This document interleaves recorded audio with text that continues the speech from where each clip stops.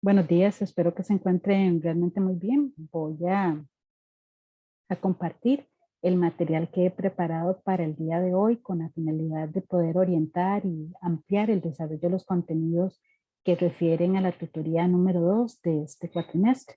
El presente video va a estar diseñado o está diseñado en dos momentos: explicar y detallar un poquitito el pensamiento de Adela Cortina referente a criterios como moral, ética y para qué sirve la ética, y después nos dedicaríamos a desarrollar elementos importantes de Rodríguez del libro de ética profesional docente, elementos que van a ser importantes para poder ampliar dichos contenidos.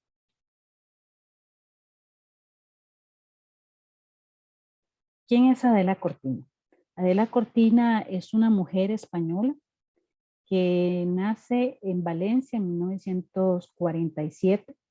Es catedrática de Ética y Filosofía Política a la Universidad de Valencia. Es miembro de la Real Academia de Ciencias Morales y Políticas y es la primera mujer que ingresa a esta academia desde 1857. Actualmente se desempeña como directora del máster y del programa de doctorado interuniversitario y de la Fundación EDUC. Según el desarrollo del contenido de la lectura ética del 2001 de Cortina y Martínez, hay elementos importantes que hay que rescatar. Por ejemplo, ¿qué es la ética? La ética puede ser entendida como una reflexión sobre las cuestiones morales, nos señala Adela Cortina. Además tiene que ver con las dimensiones morales, con el ejercicio de la razón y de la libertad. Adicionalmente, ante la pregunta ¿qué es y en qué consiste la ética?, ella nos va a señalar dos elementos importantes que nos permiten encontrar sentido de lo que somos y de lo que hacemos, y que nos va a permitir alcanzar de manera progresiva la libertad.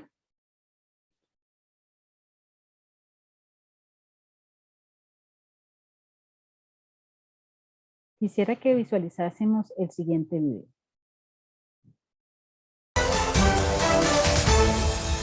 Destruye la vida de la persona, te destruye mentalmente y físicamente, porque a la hora de hacer todo lo que quiere hacer como mujer, no llega a hacerlo.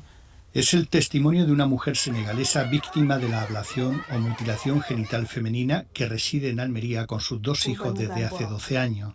Es la tortura que nunca conseguirá olvidar. Más de 7.000 mujeres subsaharianas que viven en Andalucía proceden de países donde la ablación es una práctica habitual. Te cogen de las manos, de los pies y te quitan una parte de tu cuerpo que una parte que te completa la vida. Málaga, Almería, Sevilla y Granada son las provincias donde más se concentran mujeres procedentes de estos países. La mujer víctima de la ablación se enfrenta a la muerte por hemorragia o septicemia, sufre infecciones, complicaciones urinarias y las consecuencias del estrés traumático, miedo y ansiedad. Justamente a partir de la información y el testimonio que nos brinda el video anterior, Adela Cortina, dentro de la lectura, hace y elabora un ejemplo que vamos a tratar de materializarlo en este video. ¿Cuál es el juicio ético sobre la mutilación genital femenina?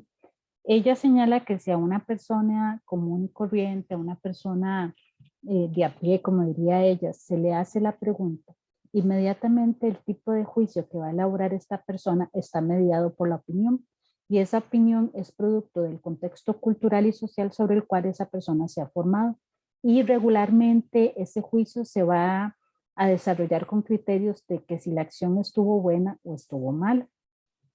Adicionalmente, la persona de manera intuitiva va a señalar, bueno, cuál es la intención de la mutilación genital femenina, cuáles son los actos que requiere, cuáles son las consecuencias de dicha acción de practicarle a las mujeres dicha mutilación.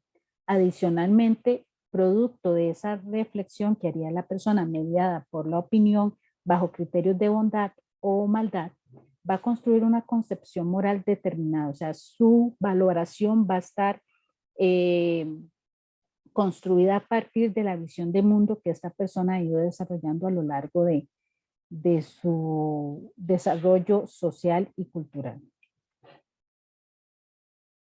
Si hablamos de un juicio ético, dice Adela Cortina, la valoración que vamos a hacer es distinta porque vamos a utilizar criterios de validez o invalidez y vamos a tratar de determinar cuál es el origen, ¿verdad?, de esa práctica a nivel moral.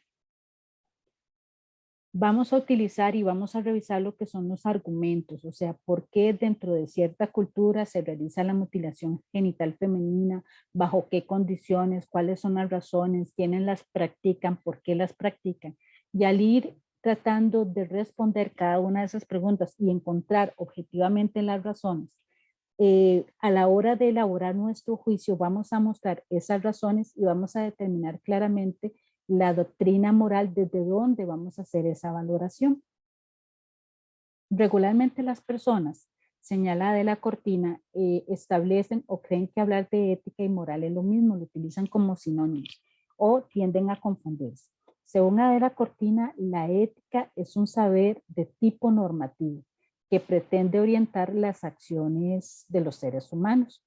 Ética y filosofía moral se deben entender como igual, pero la ética y la filosofía moral no tienen incidencia inmediata en la vida cotidiana. Adicionalmente, señala ella, que la ética lo que busca esclarecer reflexivamente es el campo moral. Entonces, por decirlo de una manera, la ética ayuda a ver con otros ojos y profundizar más sobre el campo moral y nuestras percepciones morales. Distinto a lo que hace la moral. La moral es un saber que ofrece orientaciones para la acción, es decir, son esas primeras herramientas que yo utilizo para saber cómo tengo que actuar, las acciones concretas para casos concretos. ¿Qué es la moral como sustantivo? Número 1, podemos comprenderla como un conjunto de principios, preceptos, mandatos que van a determinar mi conducta en una época histórica determinada.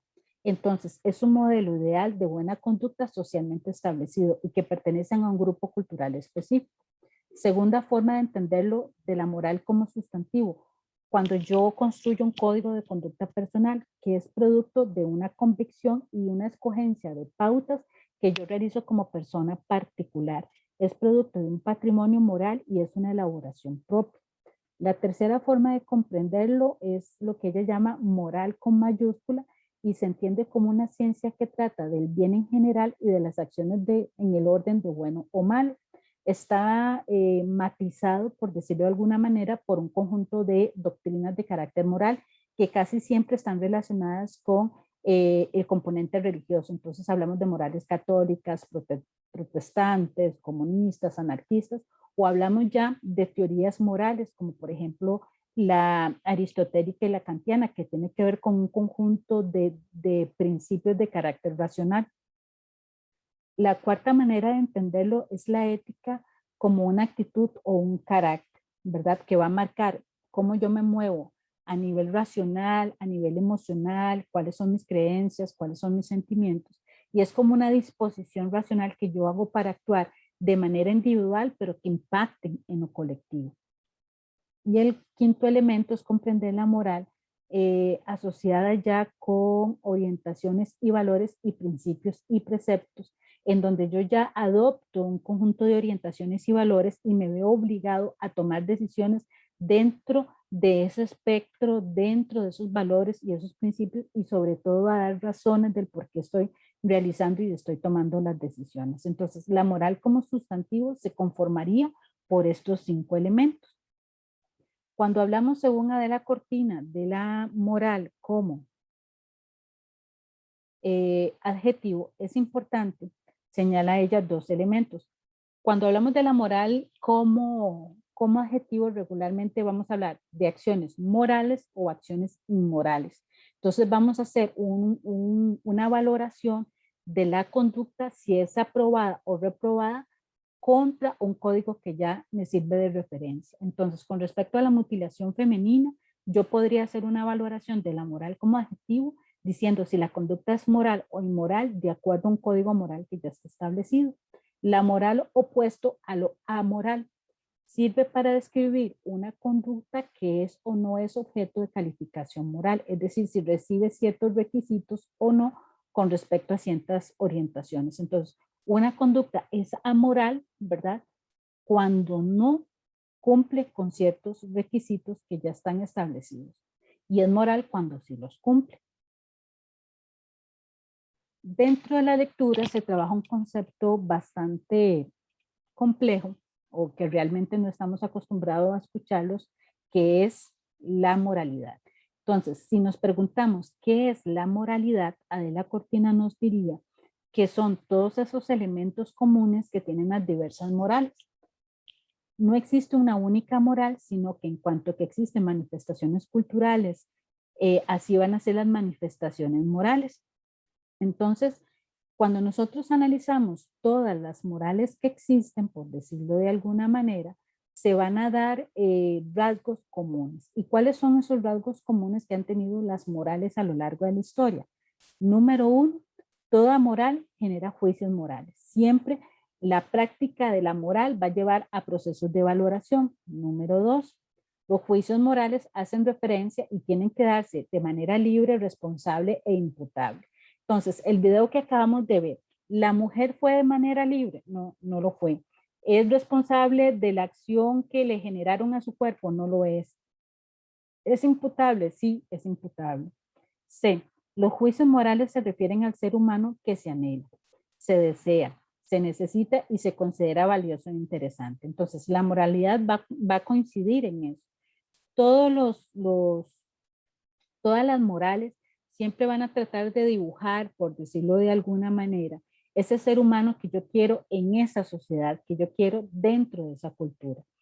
Todas las morales van a expresar criterios de que esto se debe hacer, o sea, que es exigible. Debe existir autoobligación, o sea, yo me tengo que convencer de que yo quiero realizar eso. Es predictivo en el sentido de que tiene una predictividad universal. Todos tenemos que alcanzar eso y es aconsejable hacerlo para estar mejor. Entonces, estos son los criterios en donde todas las moralidades coinciden a la hora de que nosotros las evaluamos.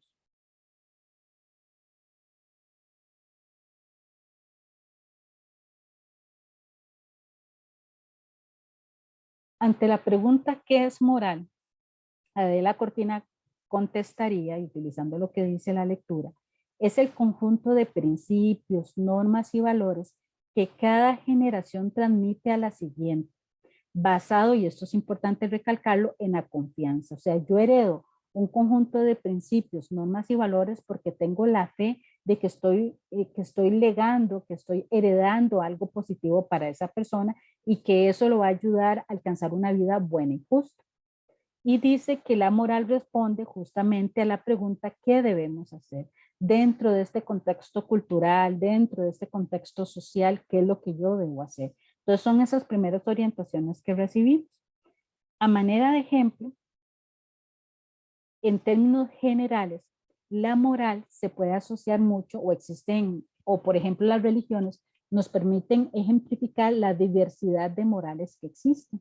Hace un ratito hablaba de la moralidad. Si yo analizo los principios que mueven cada una de estas religiones, vamos a coincidir en esos puntos que se mencionaron anteriormente.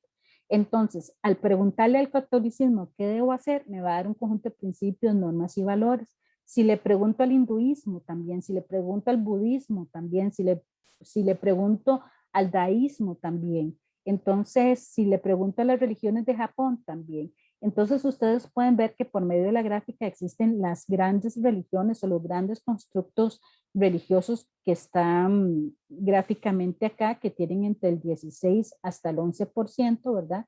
Que es el catolicismo, el islam, el hinduismo, el budismo y así progresivamente. Entonces, cada una de estas religiones, las personas que pertenecen a ellas van a heredar un conjunto de principios y normas y valores y consideran que eso que van a heredar le va a permitir a la persona alcanzar una buena calidad de vida. ¿Qué es la ética? La ética para Adela Cortina es una disciplina de carácter filosófico que constituye una reflexión de segundo orden sobre los problemas morales.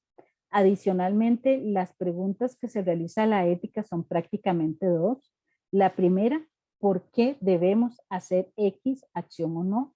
¿Qué argumentos avalan o sostienen ese código moral que nos está cubriendo en este momento y que estamos aceptando como guía de conducta? Entonces vean que la ética lo que lleva es un proceso de reflexión profunda. Lo señala Cortina en la página 22 de la lectura de ética. Y un ejemplo nos permite la siguiente gráfica.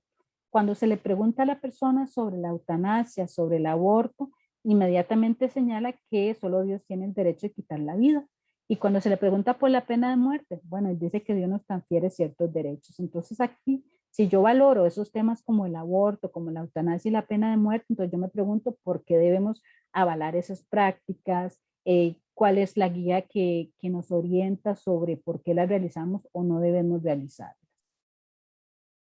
Cuando se le pregunta de la Cortina qué es y para qué sirve la ética, ella señala en primer lugar que todos los seres humanos tenemos, así como tenemos una condición biológica, tenemos una condición moral. Y esta es la que nos va a permitir a nosotros generar lo que ella llama un carácter, una forma de ser. Y esa forma de ser se va a dar tanto como individuos y va a impactar en nuestras organizaciones. Adicionalmente señala que el ser humano está obligado desde su condición biológica y moral a tomar decisiones. Y esas decisiones, conforme las vaya tomando de manera aislada y reiterativa, van a determinar sus acciones. Adicionalmente señala de que las decisiones generan acciones y estas van a generar predisposiciones. ¿Qué quiere decir Adela Cortina con esto? Si yo decido por ser justo, mis acciones van a ser justas. Quiere decir que yo voy a ser una persona predispuesta a la justicia. Y es lo que ella define como virtudes, esa predisposición, esa coherencia que hay entre mis decisiones, mis acciones y cómo yo me predispongo para generar acciones justas. Adicionalmente señala ella que la virtud hay que relacionarla con el concepto de excelencia, ¿verdad? Entonces hay una redefinición del concepto de virtud y adicionalmente señala que los seres humanos nos encontramos, tenemos una estructura moral. Ante la pregunta, ¿qué es una estructura moral? Adela Cortina señala que, número uno, existe una relación entre el ser humano y su entorno, ¿verdad? Número dos, indica claramente que el ser humano reacciona al entorno y que no lo hacemos de manera instintiva, que eso es lo que nos diferencia con otros seres del planeta. Dice que en esa manera de que nosotros reaccionamos ante el entorno, debemos tomar decisiones, esto ejercita nuestra libertad, nuestra responsabilidad y sobre todo nosotros tenemos que justificar cada una de nuestras acciones y justamente conlleva siempre a justificar nuestras elecciones. Entonces la estructura moral consiste en esto, justamente como vemos en la gráfica, en el ejercicio de la libertad, en la justificación y en la responsabilidad. ¿Qué es un contenido moral? Para Adela Cortina, las diferentes morales se deben a la diversidad cultural que nosotros tenemos. Por eso la gráfica y la imagen que se encuentra en esta diapositiva. Número dos, cada una va a desarrollar diferentes contenidos morales, los cuales se aprenden y provienen de diversas fuentes como las creencias, las visiones del mundo, el lenguaje, la literatura. Y existen acciones y prácticas que no deberían darse en ninguna cultura. Existen acciones, señala ella, que esto es muy importante, acciones superiores que otras. Entonces debemos siempre promover acciones que permitan mejorar la calidad de vida de la humanidad en general. Debemos minimizar aquellas acciones que impliquen violencia, injusticia y que debemos promoverlas. Que esto debería ser un criterio del por qué sí podemos juzgar ciertas prácticas morales. Ella habla de la Declaración de los Derechos Humanos y que esta declaración justamente va a brindar esas acciones de carácter superior, como es promover la educación, la salud, la libertad, promover los derechos políticos, económicos, civiles, entre otros. Es obligación de las sociedades promover el poder de las personas que tengan sintonía con la declaración, con estas acciones de carácter superior. La Declaración de Derechos Humanos es esta lista de acciones superiores que debemos promover. Un elemento importante señala es que existen condiciones para que la humanidad permita mejorar, ¿verdad? Podemos utilizar criterios para poder mejorar. Un criterio o dos criterios que podríamos utilizar, señala ella, es la reciprocidad y la cooperación. Esto es un elemento importante porque iría en señala ella, contra este instinto que tenemos nosotros de ser egoístas. Entonces, si yo desarrollo acciones recíprocas y cooperativas, esto va a ser un bienestar para la humanidad. Pero dice ella que si utilizo solamente esos valores de reciprocidad y cooperación, puede darse un escenario que es bastante complejo y vemos que realmente hoy en día se está dando. Si solamente se promueve la cooperación y reciprocidad, dice ella que podemos generar espacios sociales marcados por la injusticia. Porque puede ser que a la hora que yo valore, yo puedo decir, cierta persona no me puede cooperar porque no se encuentra en las mismas condiciones que yo me encuentro, no me va a brindar algo que a mí me sirva. O esa persona, si yo le colaboro en algo, ella no me puede retribuir esa colaboración. Entonces señala que se establece la posibilidad de que algunos grupos se consideran que no aportan nada y por lo tanto son innecesarios. Entonces ella dice, hay que cambiar esta manera de cómo la sociedad está funcionando. No puede ser que la cooperación y la reciprocidad sean criterios para que la sociedad siga avanzando. Ella apuesta por una sensibilidad moral que tiene que ver con utilizar los principios de justicia y gratuidad. Y ella llama que cuando la sociedad llegue a este punto, vamos a estar en una sabiduría moral. ¿En qué consiste prácticamente estos principios de justicia y gratuidad? Es necesario el reconocimiento compasivo del otro, la capacidad de padecer con el otro, generar empatía y compromiso, y que hay que trabajar para que el otro esté mejor. En el momento en que el otro esté mejor, yo también voy a estar mejor.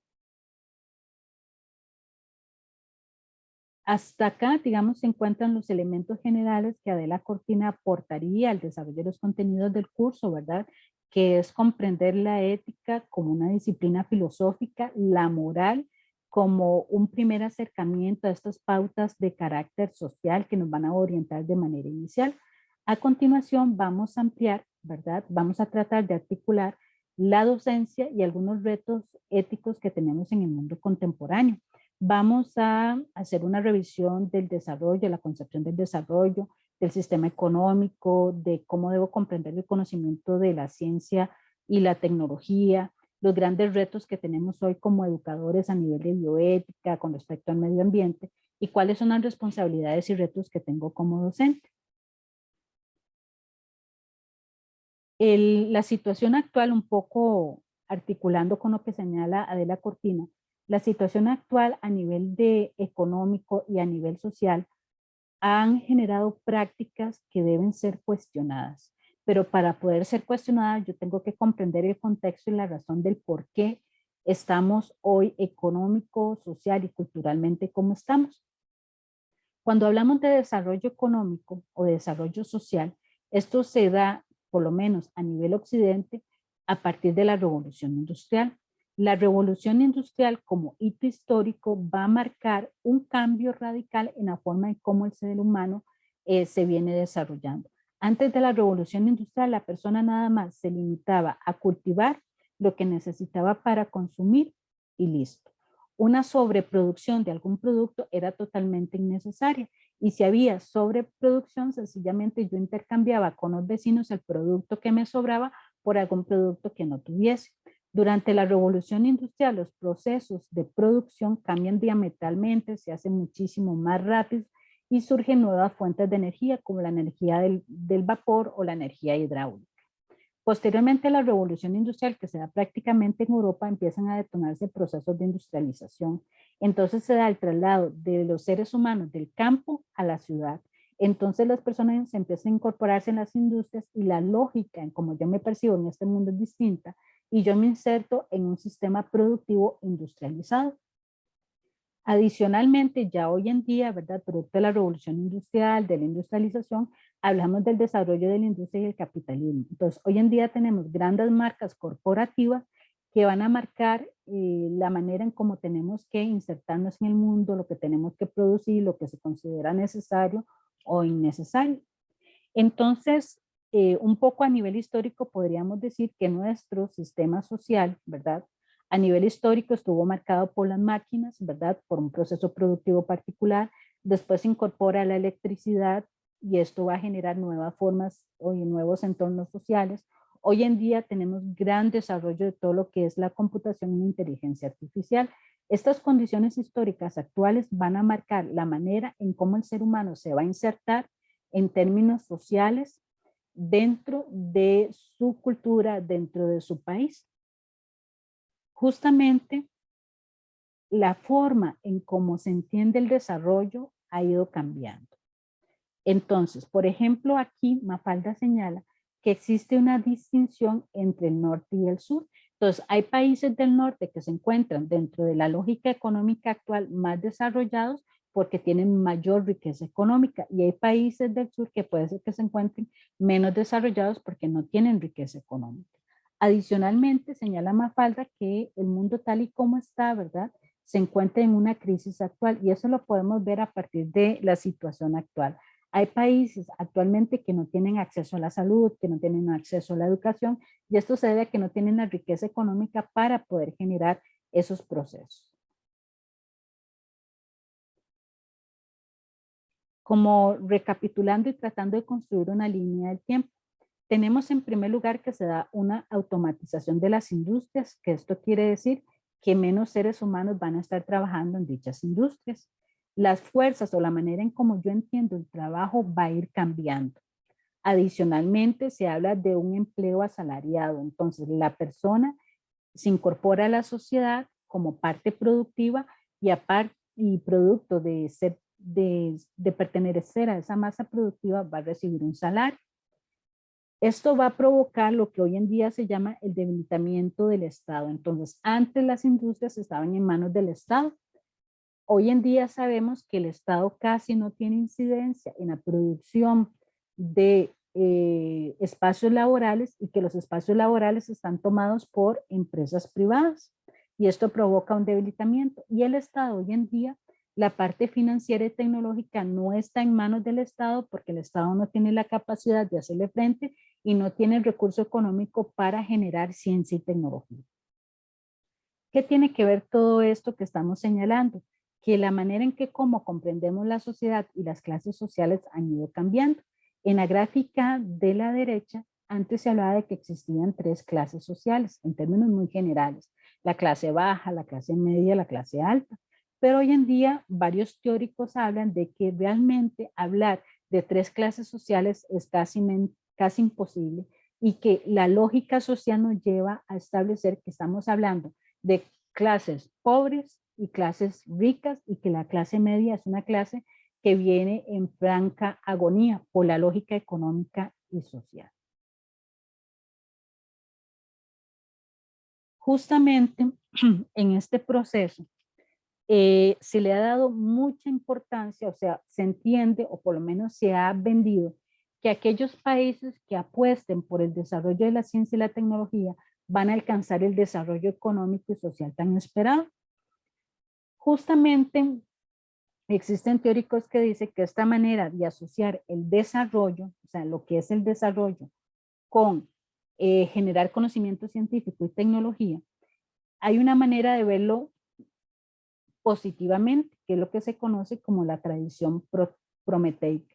Si yo considero que el desarrollo de la ciencia y la tecnología son positivas, yo voy a decir, uy, con el desarrollo de la ciencia y la tecnología se va a alcanzar el bien de la humanidad, se va a alcanzar la emancipación de la especie, no vamos a estar atados a la naturaleza y vamos a poder generar nuestras propias condiciones. Con el desarrollo de la ciencia y la tecnología no van a existir las clases oprimidas, porque si hay hambre, la ciencia y la tecnología me van a ayudar a generar productos, superalimentos, para que el hambre no exista o las clases oprimidas no existan. La ciencia y la tecnología va a permitir que el ser humano se libere. El conocimiento siempre va a ser libertad. El conocimiento va a lograr que nosotros tengamos una sociedad muchísimo más equitativa, más justa, más racional. Va a erradicar la miseria en todas sus manifestaciones, y se va a hacer ciencia nada más por el amor al conocimiento. Estos principios es una forma positiva, es una visión positiva de ver el desarrollo de la ciencia y la tecnología actualmente. Entonces, como podemos ver, la tecnología ha provocado dentro de esta visión mejores formas de comunicación, ha permitido el desarrollo de la ingeniería, de la medicina, de la física, de las tecnologías de la información, de generar información. Esto es una manera de entenderlo. Hay otra cara de la moneda, por decirlo de alguna manera, que ven que el desarrollo de la ciencia y la tecnología no puede verse tan positivamente porque la realidad así no lo ha demostrado. Y una persona que se viene formando en el área de educación es importante que comprenda cómo son las lógicas actuales y que tenga la capacidad de presentar todas las aristas, ¿verdad?, sobre el abordaje de un contenido como es el desarrollo de la ciencia y la tecnología. La visión fáustica o la visión negativa, por decirlo de alguna manera, del desarrollo de la ciencia y la tecnología señala lo siguiente.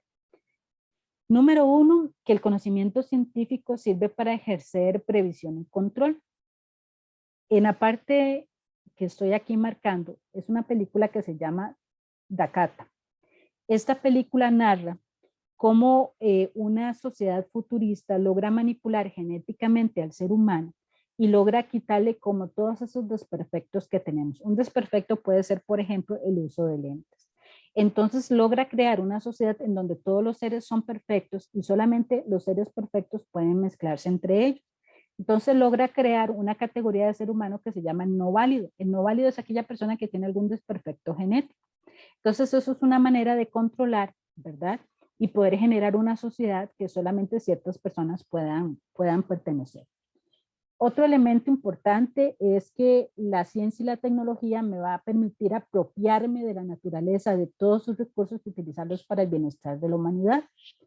La ciencia y la tecnología tienen que permitir aumentar el capital financiero, tienen que permitir generar dinero. Permite superar las limitaciones humanas. Una limitación, por ejemplo, puede ser la muerte. Entonces, generar por medio de la ciencia y la tecnología que una persona no muera, ¿verdad? Extender su vida bajo las mejores condiciones posibles. Claro, el superar esas limitaciones solo estaría en manos de aquellas personas que tengan la capacidad económica de poder adquirir ese producto. Y el ser humano es una materia prima y manipulable. Si yo quiero manipular genéticamente o si yo quiero lograr que el ser humano logre superar todas sus debilidades, yo necesito hacer experimentación y para hacer experimentación necesito seres humanos y algunos seres humanos van a ser producto de esa experimentación y otros no. Otro elemento importante relacionado con el control, por ejemplo, el desarrollo de la ciencia y la tecnología, hoy en día nos hace utilizar las redes sociales. Cuando nosotros utilizamos las redes sociales, estas redes sociales nosotros incorporamos información que no sabemos qué es lo que está pasando con ellos. Entonces un elemento importante es justamente prestarle atención, ¿verdad?, en este asunto del control y la previsión que está ocurriendo con nuestros datos. Ante esos escenarios hay ciertas situaciones que nosotros debemos prestarle atención porque nos han levantado alertas y debemos prestarle atención no solamente a las alertas, sino a las consecuencias que ha tenido el desarrollo de la ciencia y la tecnología. Señala Rodríguez que justamente en estos procesos de valoración, un elemento que debe comprender el docente es que la ciencia y la tecnología hoy en día son fuente de capital financiero. A nivel de esferas políticas, el desarrollo de la ciencia y la tecnología provoca conocimientos académicos, provoca acceso laboral y coloca nuevos escenarios de materia prima.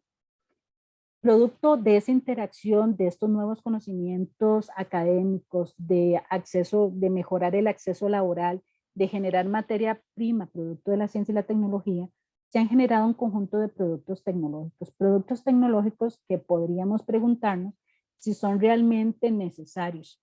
Pero el mercadeo, el marketing nos ha transformado en consumidores no reflexivos y tendemos a consumir productos que nos han establecido que son necesarios.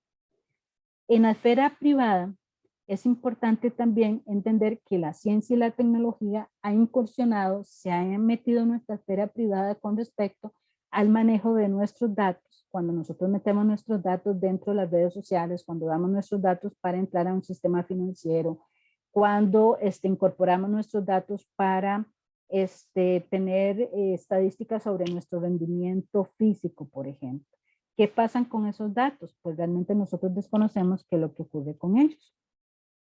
Entonces señala Rodríguez que un elemento importante es prestarle atención a la formación técnica a la cual las personas están teniendo acceso. Nuestros estudiantes, al formar parte de un sistema educativo, van a ser preparados con criterios, ¿verdad?, para insertarse laboralmente, y hoy en día en Costa Rica se está promoviendo mucho lo que es la educación técnica. No hay que satanizarla, pero es importante formar al estudiante sobre las implicaciones que tiene el desarrollo científico y tecnológico, y que tenga la capacidad de generar productos que no vengan en deprecio, ¿verdad?, del valor de la privacidad, y que venga a reforzar un mundo mejor. Señala Mandel que una de las consecuencias del sistema económico actual es que tenemos la tendencia de pensar de que todo es objeto de mercado. La imagen que ustedes ven ahí son unas niñas. Una realidad actual es que, por ejemplo, se da la trata de personas.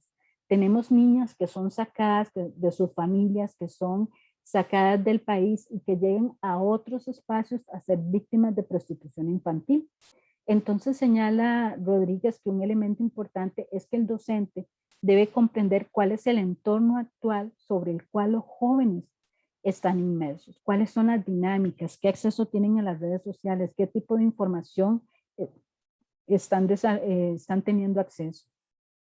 Conocer el entorno, no es solamente el entorno comunal, sino en este momento estamos hablando de un entorno que no es fácilmente visible, que es dado por medio de el internet y las redes sociales, las diferentes portales a los cuales ellos pueden tener acceso. Identificar el acceso de ellos a la tecnología y su relación con ellos, producto ahora de la pandemia, y debido al estudio, muchos jóvenes han tenido que tener acceso a computadoras, a teléfonos inteligentes, a tablets, y esto implica no solamente que las utilizan para el estudio, sino que se les abre la posibilidad de tener acceso a otros espacios que no podemos controlar. Justamente en esta parte es importante tratar de construir a qué tipo de ser humano me está llegando al aula, a qué tipo de ser humano estoy yo hoy teniendo contacto a partir de una pantalla, porque esta es nuestra realidad actual. Señala una autora que se llama Sibilia, que ella es brasileño-argentina, es una antropóloga. Ella dice que actualmente hay dos maneras, o el ser humano ha evolucionado, ¿verdad?, por decirlo de una manera. Antes un ser humano tenía valor porque era ciudadano, porque pertenecía a un estado, porque era parte de un sistema productivo. Entonces nosotros, esto lo puedo ejemplificar, por ejemplo, la mayor fascinación de nuestros abuelos era tener su ciudadanía, tener una casa, pertenecer al sistema productivo, tener un trabajo seguro, ojalá que fuese parte del Estado, porque esto le daba seguridad, le daba estabilidad, y que en eso consistía como el mayor sueño que uno podía alcanzar. Hoy en día, ¿verdad?, hablamos de que ya no es tan importante que yo tenga una cédula, por decirlo de alguna manera. Ahora es más importante que yo tenga una tarjeta de crédito, ojalá una tarjeta de crédito alto. Ya no es tan importante que yo trabaje para el Estado, sino que lo más importante es que yo trabaje para grandes corporaciones internacionales como Walmart, Intel, HP y cualquier otra. Justamente ahora el valor está no tanto en que yo pertenezco o soy parte del sistema productivo, sino que yo tengo una capacidad adquisitiva. Yo soy alguien en cuanto yo puedo consumir. Y hay un elemento importante que Sibilia no lo plantea, pero que es una realidad también. El ser humano actual se preocupa por construir una imagen de él en redes sociales. Si yo no estoy en redes sociales, si yo no tengo un perfil en Instagram, en Facebook, en Telegram, yo soy un no existente. Otro elemento importante que tendremos que comprender en estas nuevas dinámicas es que justamente Adelia Sibilia recalca algo muy importante que está asociado con la capacidad adquisitiva, es que nosotros actualmente somos seres endeudados permanentemente. Para nosotros poder tener aquellas cosas básicas de nuestros abuelos como una vivienda, un carro, incluso actualmente en algunos espacios la alimentación, yo me tengo que endeudar. Y eso va a ser una condición permanente por el alto costo de la vida. Hoy pobreza no se entiende como es, no tengo alimentos, no tengo casa, no tengo vehículo, sino que pobreza se va a entender como no tener acceso a un crédito. El carecer de credibilidad crediticia ante el mercado me hace un no existente. Y eso lo podemos ver por ejemplo, producto de la pandemia, muchas personas perdieron sus empresas, perdieron sus viviendas, mancharon su crédito, y para el día de mañana ellos mejorar esa condición es materialmente imposible. Entonces, un educador debe conocer esa realidad, debe conocer que la manera de entender del ser humano, el valor que tiene el ser humano dentro del sistema económico social es otro. Y tengo que lograr cambiar esa manera de cómo ese ser humano se comprende a sí mismo dentro del entorno económico. Señala Rodríguez que el educador es el llamado a abrir espacios de formación y reflexión en donde el estudiante se valore como persona y no como una pieza de producción. Entonces, si yo tengo claro que el mercado, que la sociedad ve a ese niño, a ese joven, a ese adulto como un consumidor, yo tengo que hacerle entender que él tiene un valor más allá de su capacidad adquisitiva. Ya con lograr eso en los espacios del aula convencional o mediante estos espacios, quiere decir, según Rodríguez, que yo estoy aportando como profesional a cambiar esa realidad que nos está resultando tan adversa. Quizás ustedes pueden estar pensando en este momento qué tiene que ver el desarrollo científico tecnológico, qué tiene que ver que el ser humano sea entendido como una pieza más del mercado, en qué afecta eso mi desempeño como futuro educador del área de preescolar, del área de informática educativa, del área de ciencias. ¿Qué tiene que ver eso conmigo? Justamente señala que cuando nos preguntamos qué es el capitalismo, procedo a leer, Rodríguez menciona lo siguiente: los hombres se han convertido en completamente privados, es decir, han sido desposeídos de ver y oír a los demás, de ser vistos y oídos por ellos. Todos están encerrados en su subjetividad de su propia experiencia singular, que no deja de ser singular si la misma experiencia se multiplica innumerables veces. Hace unos minutos atrás señalaba que Adela Cortina marcaba que algo que nos tiene que orientar es ser empáticos. Las dinámicas actuales, sociales, económicas y culturales nos están quitando esa empatía. Nosotros consideramos que solamente yo vivo la pobreza, solamente yo vivo mal, ¿verdad? Y el encerrarme en mi subjetividad me impide ver la experiencia de los demás. Y eso es un medio utilizado para colocar y dejar totalmente invisibles a media humanidad. Entonces es importante recalcar, ¿verdad?, que nosotros somos producto y las acciones que cometen otros siempre van a impactar a cada persona de la humanidad. Quisiera avanzar por acá en lo siguiente.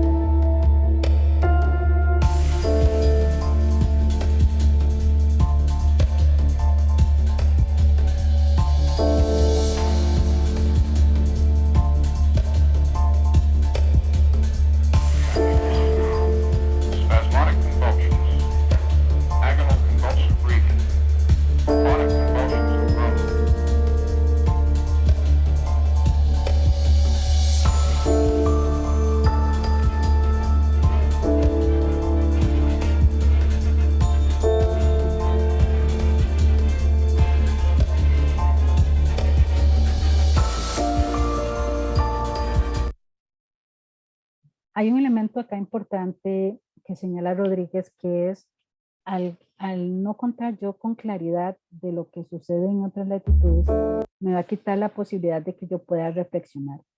El desarrollo de la ciencia y la tecnología, tal y como lo entendemos hoy en día, ha sido producto de decisiones tomadas por unas cuantas personas para generar conocimiento. Por eso el video que les estaba compartiendo hace un ratito, ¿verdad?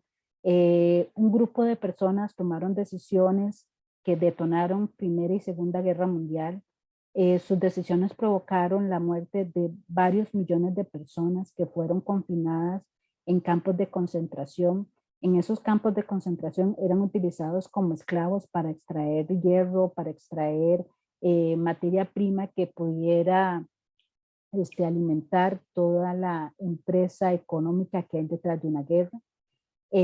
Producto de la experimentación que se hicieron en los campos de concentración, se experimentó con seres humanos. Antes de ese periodo no existía ningún código de ética que permitiese establecer lo que se debe o no debe hacer ante la experimentación científica. Por eso en el video que acabamos de ver hablaban de Nuremberg. El juicio de Nuremberg detona, ¿verdad?, un proceso o crea un código en donde son un conjunto de principios básicos que se deben respetar para poder hacer investigación científica relacionada con ámbitos de la biología, de la medicina y de lo que hoy conocemos como biotecnología.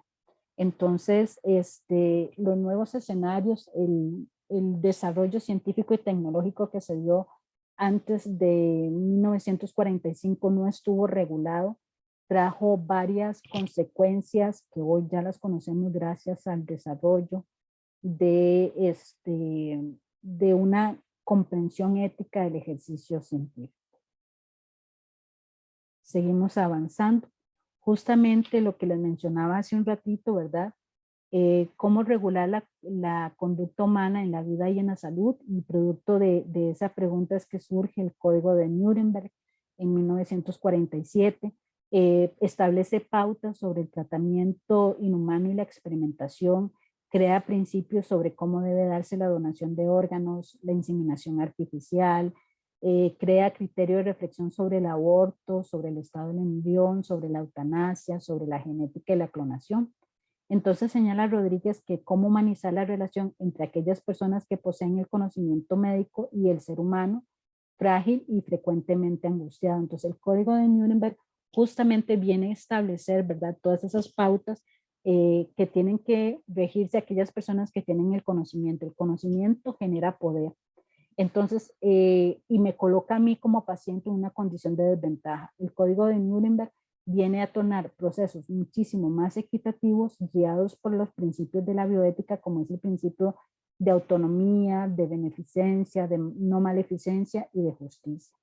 Entonces, ahí es importante generar normas para poder regular el desarrollo de la ciencia y la tecnología, tal y como lo señala Rodríguez. Ahora quisiese que viésemos este otro relacionado con campos de reflexión sobre el medio ambiente.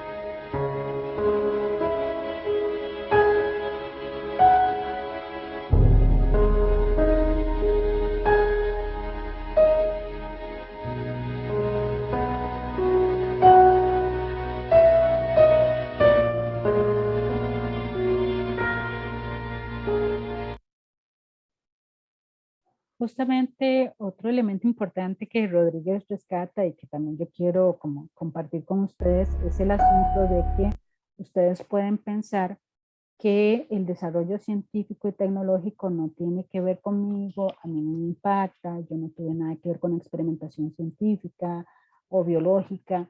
Pero digamos también las grandes decisiones que toman las corporaciones, las grandes empresas para mantener monocultivos como la piña, como la soya, y muchos de ustedes son de zonas en donde la producción se centra solamente en un producto.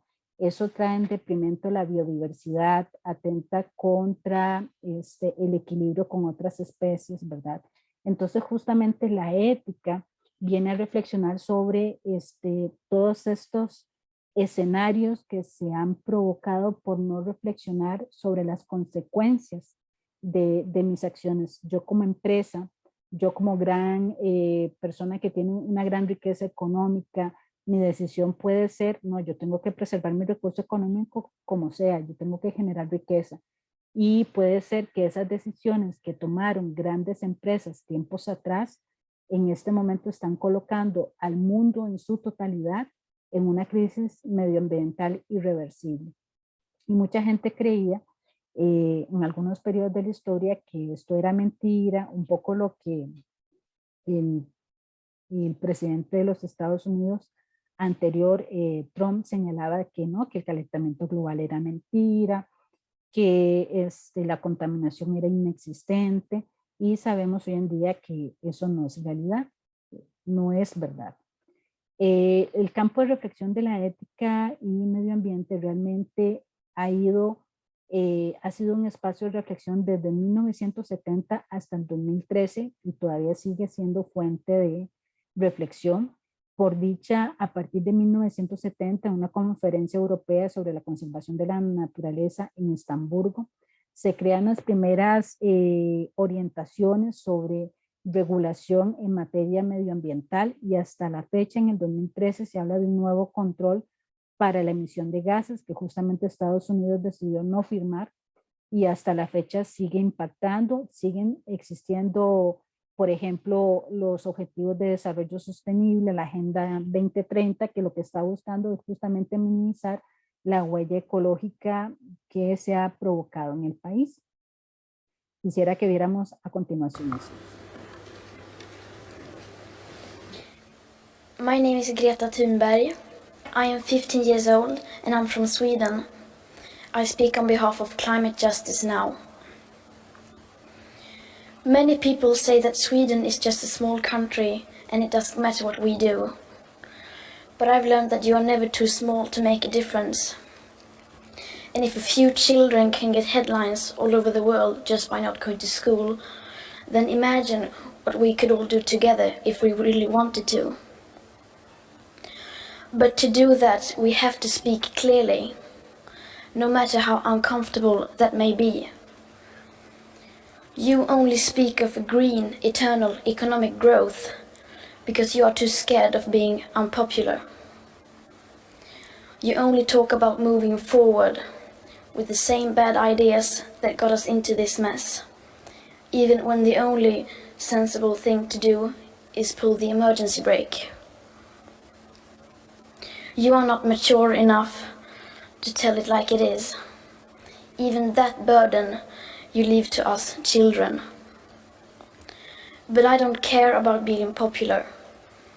I care about climate justice and a living planet. Our civilization is being sacrificed for the opportunity of a very small number of people to continue making enormous amounts of money.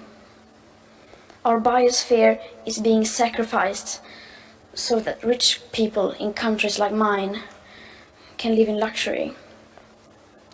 It is the sufferings of the many which pay for the luxuries of the few. The year 2078, I will celebrate my 75th birthday.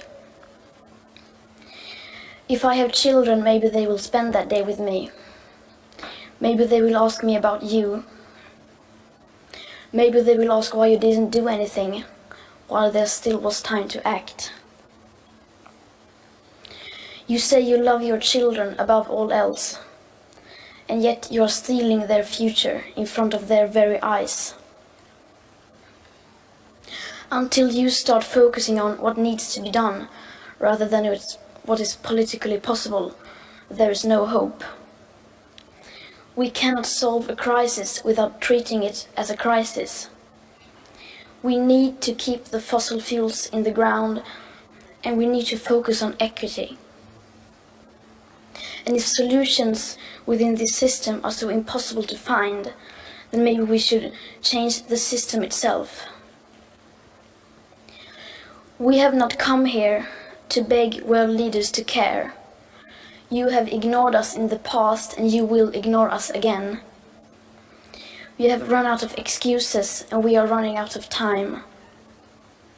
We have come here to let you know that change is coming, whether you like it or not. The real power belongs to the people. Thank you.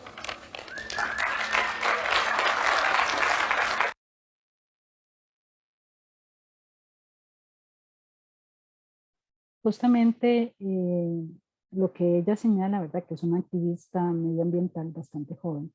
Tal y como ustedes lo ven acá en la gráfica, señala nuestro futuro se ha venido para que un puñado de personas puedan ganar cantidades inimaginables de dinero. Nos han robado el futuro a la vez que nos decían que no había límite. Greta Thunberg.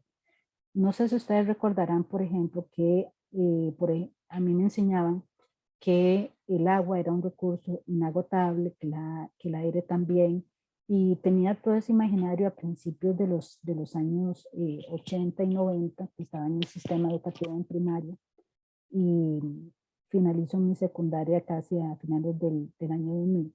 El discurso cambia, ¿verdad? Entonces, el docente, ante esta realidad, ante esta crisis medioambiental y social que está impactando económicamente a toda la población mundial, señala Rodríguez que el docente viene a jugar un papel importante, independientemente del área específica en la cual yo me esté especializando en la docencia.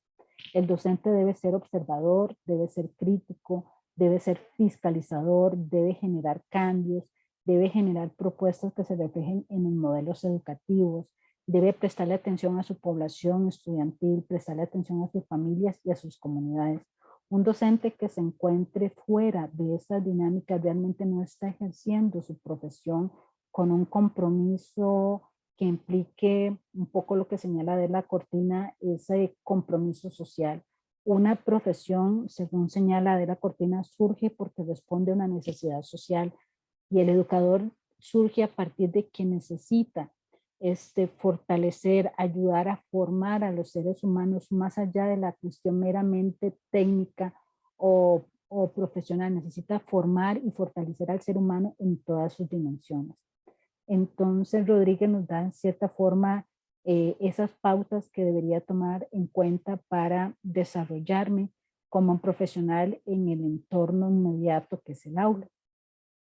La presentación, la segunda parte de este video, se tomó como bibliografía adicional, la que ustedes visualizan acá, y espero realmente que les sirva para fortalecer los contenidos desarrollados en las unidades correspondientes y que les contribuya al desarrollo de sus evaluaciones. Muchísimas gracias.